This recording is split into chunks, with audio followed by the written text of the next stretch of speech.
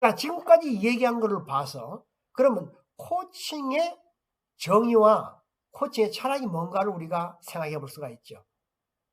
CCU라는 곳에서 뭐라고 코칭을 정의했냐면 다 같이 한번 읽어보시겠습니까?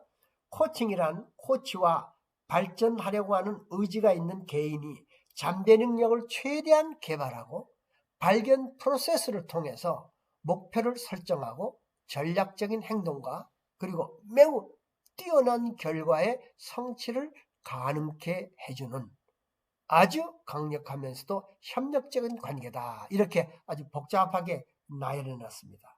핵심을 들여다보면요. 결국 개인의 잠재 능력을 최대한 발휘시켜준다.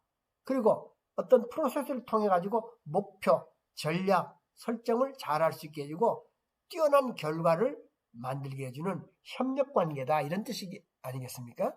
예, 그래서 이런 CCU에서는 이렇게 코칭을 정의를 합니다.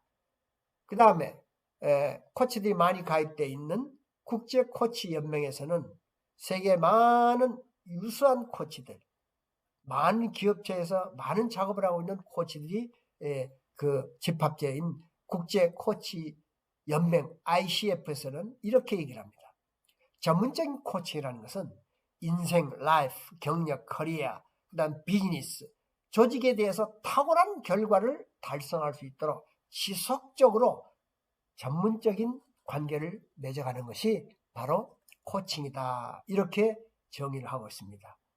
이제 이렇게 코칭 정의들을 우리가 잘 생각해 본다는 것은 코칭 정의가 딱 하나만 있는 것이 아니라는 뜻이죠.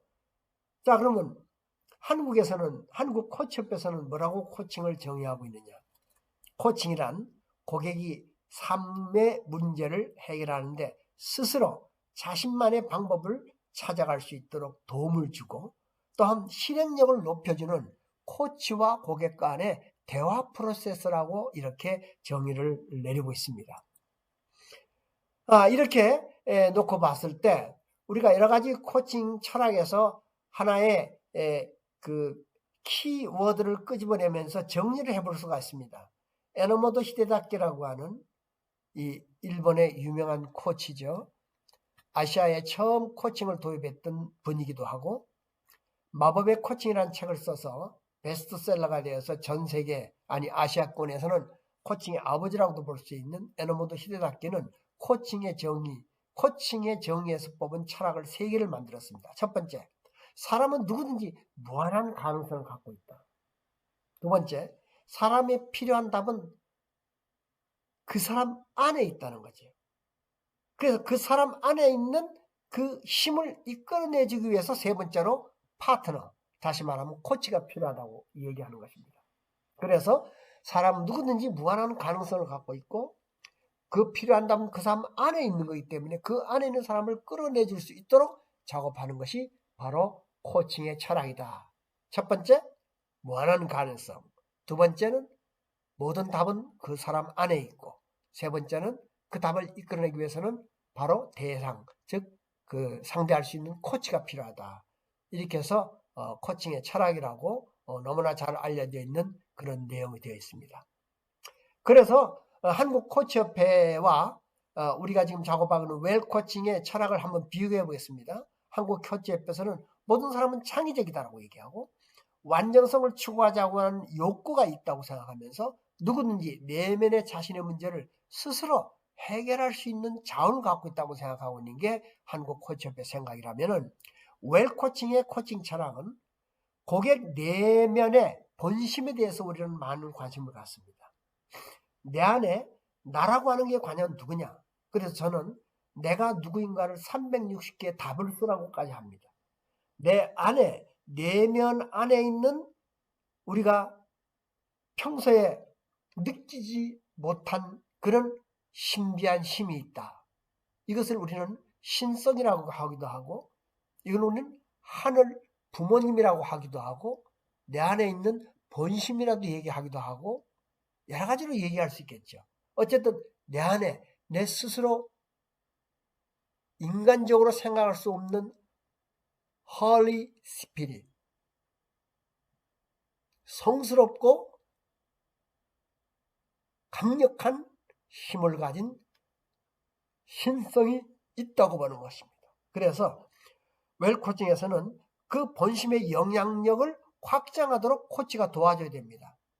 그래서 저는 이거를 본심 코칭이라는 말도 씁니다. 이렇게 해서 스스로 그 사람이 하고자 하는 일을 자기 자아 때문에 자기 내면의 삶을 들여다 보지 못하고 환경에 휩쓸려 갈 때 내면의 자기를 이끌어내주면은 환경을 주관할 수도 있고 스스로 자기가 할 수 있다고 하는 큰 자신감을 갖고 내면의 승리가 외면의 승리로 나타날 수 있기 때문에 스스로 자기를 컨트롤할 수 있는 힘이 생기고 행복해질 수 있다. 이걸 도와주는 것이 코치들이다.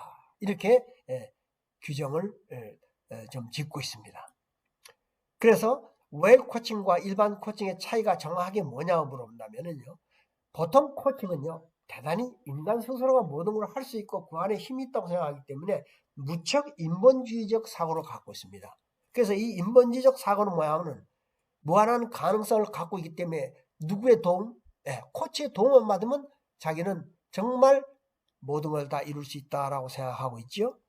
그런데 이 안에 있는 인성에 대한 것만 있는 것이 아니라 신성과 인성이 함께 있다고 보는 것이 우리 웰 코칭의 특징입니다. 코칭은 개인, 가정, 사회, 조직 전반에 걸쳐서 본심을 중심한 신성과 인성을 스스로 이끌어내어 원하는 목적을 달성하게 하는 탁월한 서로 잘 주고 잘 맞는 수수관계의 코칭을 저희들은 얘기하고 있습니다.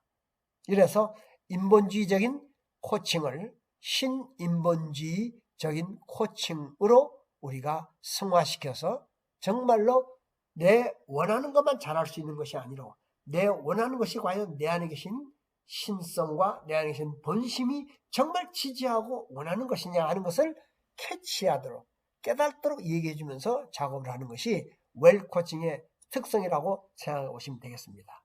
그렇기 때문에 우리는 대화를 할 때 코칭 대화를 합니다. 일반적인 대화는 뭐냐면 개인 소신에 의거해 가지고 자기가 습관적으로 자기가 원하는 대로 자기중심적으로 좀 이렇게 얘기하는 거를 우리가 일반 대화라고 그러죠. 이게 전문성이 없죠. 그런데 우리가 코치로서 작업하는 코칭 대화는 뭐냐면요. 지금까지 얘기한 코칭 철학에 근거로 해서 대화를 하게 됩니다. 그 다음 대화 안에는 대화 프로세스가 있어요. 처음에 어떻게 시작하고 그 다음에 어떻게 하고 장애물을 어떻게 제거하고 장애물을 제거한 다음에 어떻게 또 계획을 세우고 하는 이 프로세스가 있어요. 코칭 프로세스를 통해서 여러 가지 코칭 방법론들이 지금 정말로 수천 개 이상 나와 있을 겁니다. 그래서 이런 구조적인 대화의 틀이 있고 그 다음에 경청과 질문을 아주 탁월하게 잘할 수 있어야 됩니다. 어떤 수준으로? 전문가적인 수준으로. 그래서 코칭은 지금 현재 많은 기업체들이 또는 많은 조직체들이 코칭을 도입해서 자기들이 원하는 목적을 이루어나가고 있습니다. 이때 우리는 참보인이 되기 위해서 우리 스스로 내 개인적인 수양과 수련을 통해서 나를 완성시키고 또 내 가정을 완성시키고 내 가정의 종족들을 또 완성시키고 사회를 완성시키고 우리 국가를 아름답게 만드는 일에 우리가 집중을 하는 것이 우리들의 생각이라고 합니다. 그래서 이런 코칭이 하루아침에서 떨어진 게 아닙니다.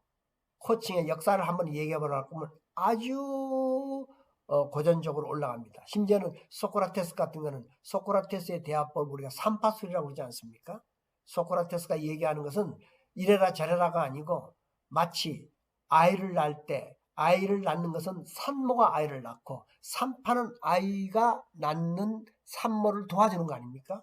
그래서 소크라테스는 항상 이래라 저래라가 아니고 상대 안에서 대화를 통해서 그 안에서 답을 이끌어내는 작업을 하고 있었죠. 석가모니 마찬가지예요. 수행을 통해서 스스로 자기 안에 있는 답을 끌어내서 자기의 미래에 대한 생각을 하게 되고 이런 수행과 고행의 길을 수없이 가면서 자기를 연마하고 있지 않습니까? 예수님도 마찬가지였습니다. 제자들에게 너희들은 나를 누구라고 생각하느냐? 이런 스타일의 질문을 하죠.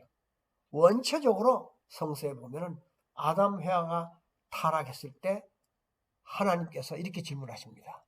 아담아, 어디에 있느냐? 예, 모든 걸 다 아시는 분이 아담은 어디 있냐 문도 본다는 건 좀 말이 좀 안 되는 것 같지만은, 예, 이렇게 하늘님도 인간이 잘못됐을 때 질문을 통해서 인간의 자체 느낌을, 자신 어떤 상황에 처해 있는가를 깨우칠 수 있도록 작업하게 하셨다. 그래서 코칭의 역사는 이런 것이고, 우리가 구체적으로 문헌적으로 볼 것 같으면 15세기경에 헝가리 마차가 이름이 코치였습니다. 그래서 그 코치를 중세에서 영어로서 이렇게 유래돼 나오면서 이것이 20세기 들어와서 1975년도 스포츠 분야에서 티머시 고울레이라고 하는 허버드대 교수, 테니스 말하자면 전문가가 이너게임이라는 것을 통해서 또 코칭이라는 것을 발전시켜 왔고, 그래서 결국은 1980년도 초에 제무 플러레인 토마스 레너드라는 사람이 고객들하고 대화 중에서 정말로 정상인들도 이런 재무를 위해서 코칭이 필요하다, 도움이 필요하다 하는 느낌을 갖고 말하자면 코칭이라는 것에 말하자면 그 뚜껑을 열기 시작했습니다. 그래서 1992년도에 레너드가 최초로 코칭 전문 교회인 코치유를 설립해가지고, 코치 유니버시티죠, 설립해서 코칭이 발전하기 시작한 것이 문서에 의한 것입니다. 그래서 1994년도에 국제 코치 연맹이라든가 굵직굵직한 코치들의 묶음들이 나타나면서 오늘날 이 코칭이라는 것이 일반화되기 시작했던 것입니다. 그래서 이런 코칭이 나오는 말미암아 코칭과 유사한 학문들이 많죠. 그게 뭐냐 하면은 카운셀링이라든가 여러 가지가 많지 않습니까? 카운셀링은요, 심리적으로 건강치 못한 사람들에 대한 치료입니다. 테라피입니다. 테라피.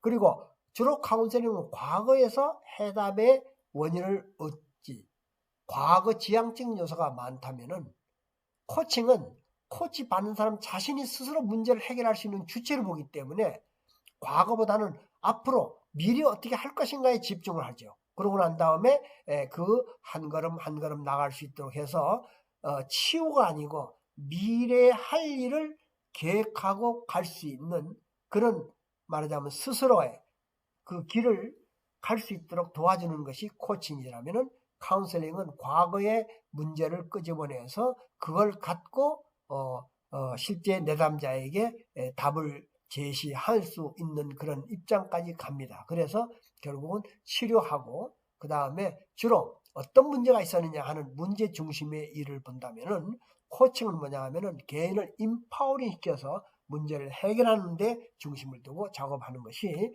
카운셀링과 코칭과의 다른 점입니다. 컨설팅 비슷하죠. 컨설팅은 문제를 진단해 가지고 컨설턴트가 해결책을 내놓지 않습니까? 그리고 어떤 목표, 과업에 집중해서 해답은 컨설턴트가 갖고 있고, 그 지식 경험에 우리는 컨설팅을 받는 사람들이 따라하면 되는 겁니다. 그래서 일방적이에요. 문제중심적이라면은. 코칭은 뭐냐면요, 사람의 변화 또는 목표를 달성할 수 있도록 촉진하기 때문에 쌍방적이에요. 이일 중심이 아니고 이거를 작업하려면 이 사람은 어떻게 변화해야 될까 하는 사람 중심적으로 들어가 있기 때문에 쌍방적이죠. 그래서 일방적으로 이일 문제 중심적이라는 것은 컨설팅이라면, 코칭은 쌍방적으로 사람 중심적으로 문제를 해결해 나가는 방법을 갖고 있습니다. 멘토링도 멘토와 멘티 사이에서 수직적이면서 상당히 멘토는 경험이 있는, 인생의 경험, 기업의 경험 또는 실패의 경험, 이런 사람들이 멘토가 멘티에게 이런 것들을 이야기해 주는 그런 상호 간의 인격적 개입이 상당히 깊게 들어가는 것이라면, 코칭은요, 코치와 코칭 받는 사람들이 수평적 입장에서 깊숙한 인격적 개입이나 코치를 닮아라 이런 것들이 아닌, 스스로 이 일에 해결할 수 있는데 책임을 지고 독특성과 창의성을 개발하도록 조력하는 것이죠. 그래서 이걸 놓고 봤을 때 코칭이 지도나 교습에 의한 즉각적인 성과 기술의 향상을 하는 그 멘토하고 좀 달리 한 발짝 뒤로 좀 물러서 가지고 조언과 카운슬링에 의한 기술적인 장애적인 습득과 관계가 좀 있도록 이렇게 조금씩 코칭이 아니면 코칭 스타일을 통해 가지고 사람들을 발전시켜 나가는 그런 입장이 있는 것이 코칭과 비슷한 학문들의 차이점입니다. 티칭은 문자 그대로 가르쳐주는 것이죠. 교수 가르치는 거죠. 선생님을 가르쳐 주는 분이죠. 근데 트레이닝은 뭐냐 하면은 1대1이 아니고 그 트레인에서 나왔는데 기차처럼 A라고 하는 역에서 그 다음 역까지 트레인하고 함께 동행해서 그 지역까지 가준다고 생각하는 겁니다. 근데 코칭은 뭐냐 하면은 코치는 자기가 가고자 하는 개인적인 장소에 갈 수 있죠. 개인적인 장소. 그 다음에 단체적으로도 우리가 그룹 코칭 같은 걸 통해서 단체가 갈 수 있는 길을 우리가 코칭해 줄 수 있고요. 그래서 티칭과 트레이닝과 조금 다릅니다. 그래서 코칭은 결국은 개인적으로나 그룹적으로나 이 작업을 할 수 있는 것이 코칭과 상이한 그런 내용들이다.